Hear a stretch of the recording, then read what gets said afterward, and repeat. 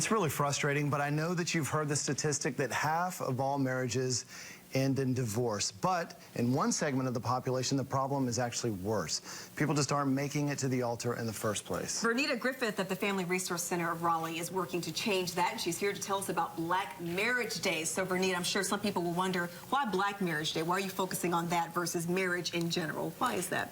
Well, about 10 years ago, Nisa Muhammad started Black Marriage Day because she saw the decline in marriages in the Black community, and she wanted to uplift those marriages and focus on marriage and help us to enrich our marriages in the community. And so, 10 years later, what differences have you noticed in the past 10 years when it comes to Black marriages, and or what changes are we seeing?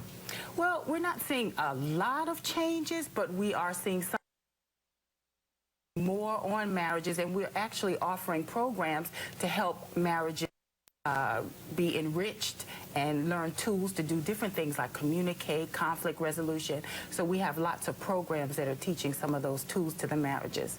And one of the things that you're doing is celebrating marriage with a big event in March, as well as awarding a couple of the year. You're seeking nominations right now. We are. We're actually going to award 2 couples at that celebration on March 22nd, Saturday, which is the day before Black Marriage Day. So tell us about what the qualifications are. How does someone become in the running for a couple of the year? Sure. There's a nomination form that is on our website, and you can actually nominate yourself. Okay. So you can find a couple, and there's just some things that we're asking about that couple that you deem positive in your community and has a good, positive marriage. Now, Vernita, how long have you been married?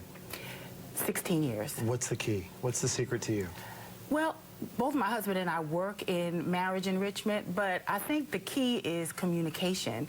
Just being able to talk, setting aside time to really focus on our marriage, that really is the key. And it's interesting how people say that. They say communication is the key, but breaking it down and actually having the tools and being able to communicate effectively, that's got to be the challenge, right? It is the challenge. There's a couple of things. There's finding the time to communicate, and then actually listening, and then having your partner understand what you're saying. And so we practice a technique that we teach in our program on how to communicate and then how to have successful conflict resolution. Really important. Great information. Thank you so much, Vernita. It is. Well, if you're looking to nominate someone, go to the website. And the Black Marriage Day event is on March 22nd. You can get details at the website there on your screen.